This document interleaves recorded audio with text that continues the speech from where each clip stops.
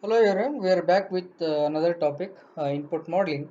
After completion of all random number generation techniques and different testing for random numbers and the random variate generation.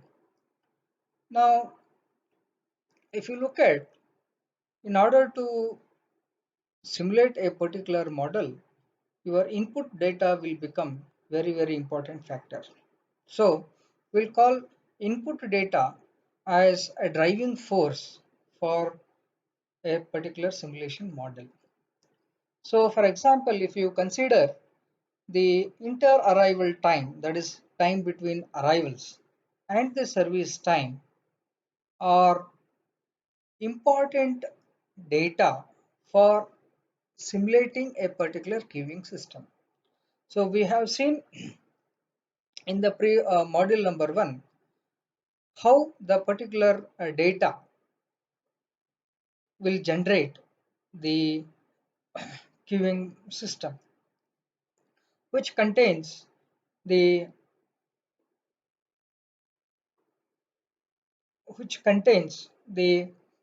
waiting time, then idle time. Based on those, we are going to decide how efficient or how good that particular queuing system is. So now there are four different steps which are useful to collect the input data. The first point is to collect the data from real system of interest. If you look at the this often requires the substantial time and a resource commitment. Unfortunately, in certain situations, it is not possible to collect the data. So now what will happen if the time is very less or extremely limited, when the input process does not yet exist, and when the laws or rules will prohibit to collect the data, so it becomes very difficult for us to collect the data. Or sometimes what will happen, the data may not be available at all. For example, are carrying out a particular project work, and if you are following certain papers for your literature survey, you can say that no, the data and you are trying to enhance something. Now, if you are carrying out a particular project which is completely new one, you are the first person who is carrying out this particular kind of work. So in such case, the data is not at all available. So there you are going to do many trial and error methods based on your educated guesses, Or another option is you have to get the opinion from the experts. So they may give you certain inputs in order to carry the project work. Now the second one, the data which is available, how you are going to distribute it. So that is identify the probability distribution to represent the input process. Now when the data are available, this step typically begins by developing a frequency distribution histogram of the data. So usually here how this data is distributed. So we are going to represent that particular data with the kind of histogram. Now based on the frequency distribution and the structural knowledge of a process, we are going to choose what kind of a distribution it is, whether it is a normal distribution or exponential distribution or distribution. So which we will talk about these kind of this three different distribution in later point of this particular chapter. Now to another third point is to choose different parameters which will determine the specific instance of a distribution family. Okay, and when the data are available, these parameters may be estimated from the data. So now we are going to choose different parameters here, which is something called as sigma and s square. We will see later point of time. But for the data which we have collected, So data may be here in the grouped format or maybe in the ungrouped format. The way you are going to find out the parameters for these two type of data will be different. We are going to see in the later point of time. Now after that you have to evaluate whether the distributions whatever you have selected and whatever the parameters you have identified whether they are good enough. So that is evaluate the chosen distribution and associated parameters for goodness of fit. Usually these may be evaluated informally via certain graphical methods or formally by statistical tests. So here we are going to use goodness of fit test using this method, where in which we are going to apply the chi-square technique and AS test for this particular testing techniques. So now along with the chi-square test whatever we have done, the same method is used here for using standard goodness of fit tests. Now one by one we are going to talk about these four steps. So the first step talks about the data collection is the biggest tasks in solving a real problem. It is one of the most important and difficult problems in simulation. So if you have a proper data, if you have collected a proper data, it becomes very easy for us to process and get the output. So if the data, its input data itself is wrong, then whatever output we are expecting is wrong only. So that is where the first step is to collect the data. Now after collecting the data, okay, or sometimes the data will be available, but it will not be recorded in the form of what we want directly. That is, even the data, and even if when the data are available, they have rarely been recorded in the form that is directly useful for simulation of input modeling. So next part, if the data are not available in the particular form which we require, then we need to convert that particular data into the required format. Now there are certain suggestions which will facilitate certain data collection. So we'll see one by one. So now the first one, a useful expenditure of time is in planning. So if you look at any work, majority to spend in collecting the particular data. So that is, this could begin by a practice or pre-observing session. Try to collect the data while pre-observing.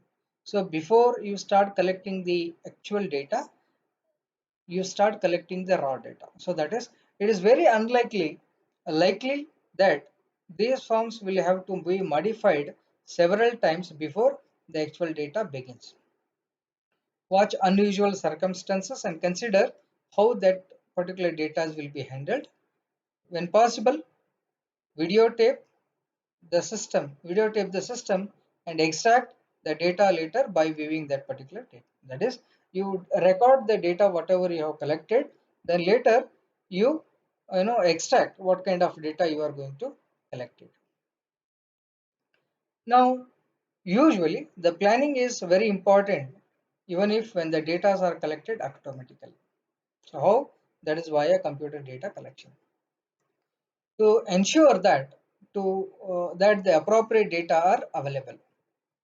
Now probably sometimes what will happen when the data have already been collected by someone else, and be sure to allow plenty of time for converting that data into usable format. So basically what you are collecting here, you are collecting the data, one thing. If somebody has collected that particular data, you will check whether it is in the usable format or not. Or if it is not in that format, you are going to spend a plenty of time to convert that particular data into usable format. Now, the second step, after collecting the data, try to analyze the data as they are being collected. Okay, that is, figure out whether the data being collected are figure out whether the data being collected are adequate to provide the distribution as needed as input simulation. Whether any data being collected are useless or not. Okay. So if it is useless to the particular simulation, then you need not to collect that superfluous data, or even if you have collected, just you ignore it. Then third point is try to, so that is in an exam bank, if I want to know like what would be the condition of queue from 10 to 10 a.m. to 11 a.m. from all Monday to Friday. So that is what he is talking about. Check the data of homogeneity in the successive time periods and during the same period on successive days. Now another one, be aware of the possibility of data censoring, wherein which the quantity of interest is not observed in its entirety. So the problem usually occurs when the analyst is interested in the time required to complete some process, but the process begins prior to or finishes after the completion of observation period. Now, another important point is if there are two different variables, okay, if you are using, then how to discover whether there is a relationship between those two variables or not. Usually, we are going to use the scattered diagram to find whether there is a relationship between two variables of interest. Now, another one point is a sequence of observation that appear to be independent actually has an autocorrelation. So we have seen this point in why we have used autocorrelation test for this particular uh, data. Now the finally like uh, there is always another important factor which is something called as a output data. So keep it in a mind the difference between the input data and the output data, or even with respect to performance of a particular data, and be sure to collect the input data. Now usually what input data is typically represents the uncertain quantities that are largely beyond the control of the system and which will not altered by the changes made to improve the system. So at the same time the output data is used to represent performance of the system when subjected to inputs performance.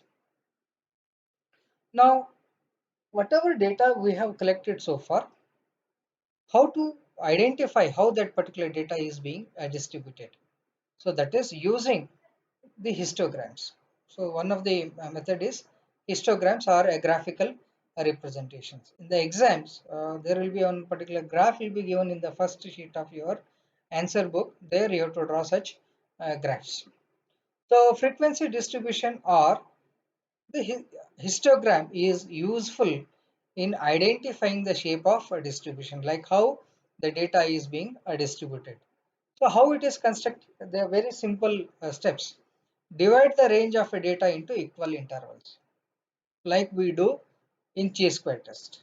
Okay, how we have divided into different class intervals, but each class interval should be of equal class width. Okay, equal width. Now however the equal widths may be used in the different heights of the frequencies are adjusted. Now these class intervals you have to represent along with horizontal axis, that is x-axis. Okay, now in each frequency how many number of occurrences within each interval that you have to find out. Okay, so for example 0 to 10 is my class interval. So how many number of random numbers are being observed between 0 to 10? So that will become your frequency. Now label the vertical axis so that the total number of occurrences can be plotted in each interval. So you have to draw along with vertical axis. Plot the frequencies on vertical axis. Okay. Now here one particular question which talks about the different intervals and different frequencies. Now which is given in the table. So arrivals per period 0, 0 is appearing at 0 time 12 frequencies, 1 it is 10, 2 is 19, like this. At a different period the arrivals are occurring. Okay. So now the frequencies are also given here. So now this 0, 1, 2, 3, 4, 5, 6, 7 up to 11 we have to represent along with x-axis, and these frequency values, corresponding frequency values, we have to represent along with y-axis. Now see here, this is what I have represented here. 0 is 12 times, 1 is 10 times, so 2 is 19 times. So 0, entire block represents 0. Okay. So 0 is appearing 12 times. From that is 1, that is next slab, next slab. So it is at 9 times. So find like this, 9 is 3 times, 10 is 3 times. Now what you have to here write, you have to write a unit, that is 1 centimeter equal to 2 frequencies. So normally you know how to draw that. Now this is one kind of a data when the frequencies are given. Now there is another one where frequencies are not given but the random numbers are given like this. Or the live tests were performed on a random sample of electronic chip at 1.5 times of the nominal voltage, and their lifetimes in a days were recorded. So these are all the data which are being collected. Now this is the way you are going to select the range. It depends on individual one. So I have taken certain values here, but person to person this may vary. Now 0 less than or equal to x less than 3. I have taken first range. Second 3 less than or equal to x less than or less than 6. If you look at this particular entire data, the data 0 to 3 less than 3 including 0. If you count here 0.062 to 1.961, if you count like this, which are colored with red, okay, so 1 2 3 4 5 6 7 8 9 10 11 12 13 14 15 16 17 18 19 20 21 22 23. So that means in this you are going to get 23 values in between this range. So that is now frequency.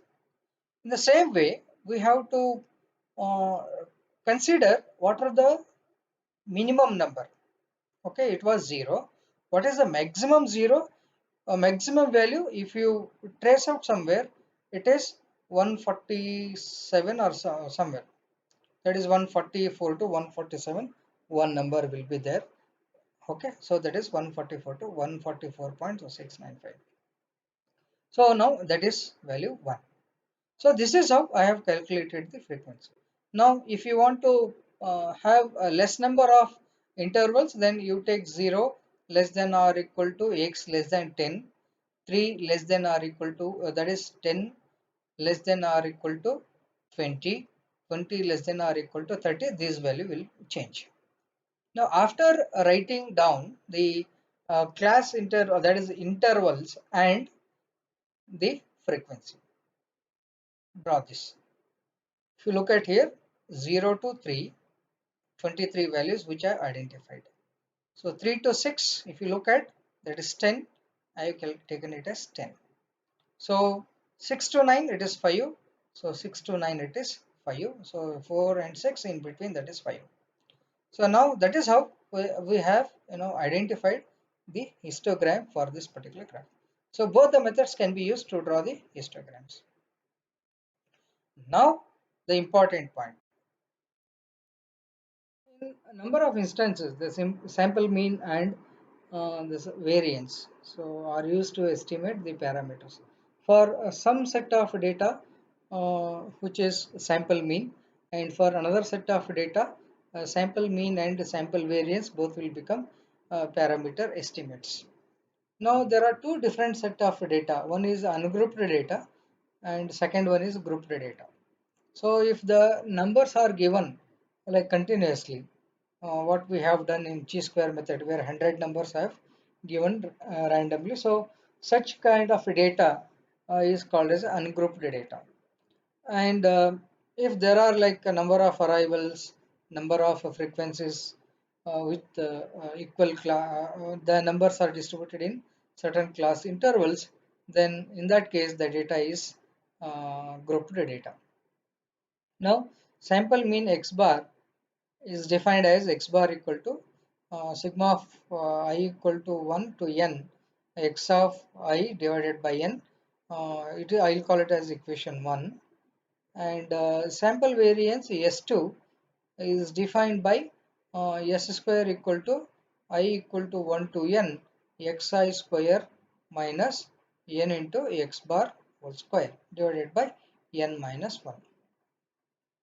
I'll call this as equation 2. So just for example, I have 10 numbers, okay, which are randomly given, and x bar equal to 918 by 10. According to the formula, just you have to find out the summation of all this.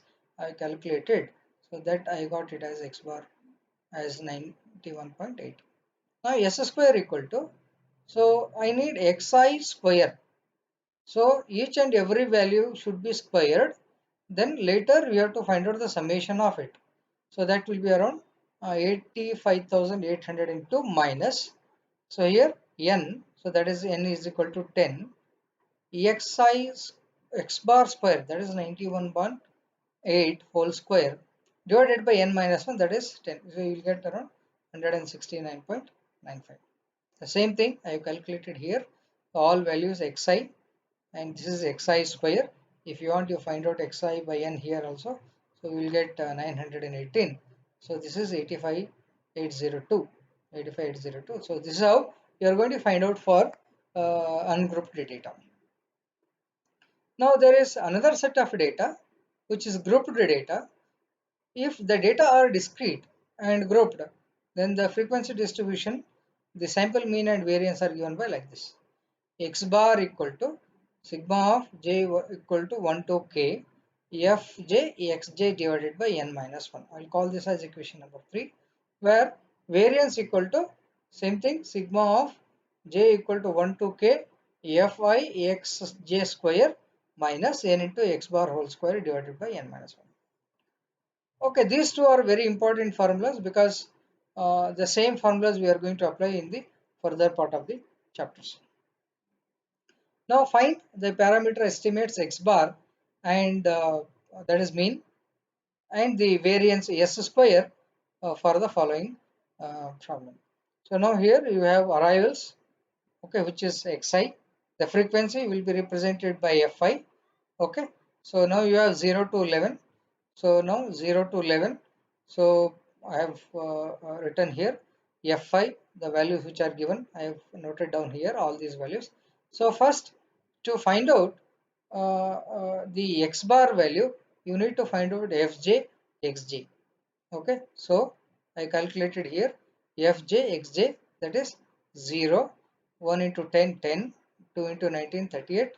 So like this I calculated, and finally I have come up with the summation of it. Okay, summation of it, so that I'll get 364. And next I need to find out is fj xj square. Xj square. So look at here, xj whole square I calculated. I got these values. Fj into xj square.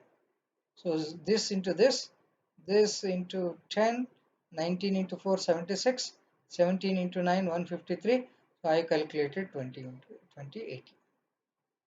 Now same here, if you look at the formulas, x bar equal to, this is the formula, 364 I obtained here, divided by 100 equal to 3.64. Variance, to find the variance we have fj xj square. I got it as 2080.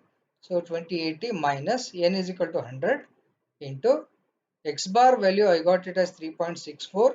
3.64 whole square divided by n. N value is 100. 100 minus 1, that is equal to 7.63. Sometimes another estimator, that is standard deviation, which is given by square root of s square. Square root of s square. that is 7.63, you are going to get it as 2.76. Now this is how you are going to find out x bar, s square and standard deviation for the data, both the type of data. One is group data, another one is ungrouped data. Now if you look at, I am going to represent these parameters what we have identified. So there I have represented with x bar and s square. Here the same values with will be represented by mu and sigma square. If the data is normal, okay, he will specify for a particular data which is normally distributed, or the data which is distributed according to Poisson's distribution. So please you have to look into that. If the data is normal, then mu and sigma square are the parameters, two parameters. I told in the beginning of this parameter estimates, there can be two or one. So here it is two. Okay. Now the same estimator I can represent with mu cap and yes sigma square cap. So where this is same as your x bar and this is same as s square. Now the Poisson's distribution, that is here it will be represented with alpha alpha, where alpha cap is equal to x bar. Same thing in exponential distribution data, lambda will be your parameter and lambda cap is equal to 1 by x bar. So now I am going to use these three different types of data plus your chi-square test which we have done in the previous class, that is in the previous chi-square testing technique, plus okay what type of data. So using these two, I am going to find out how good this particular data is for the experiment. So that is what we will call it as goodness of fit test.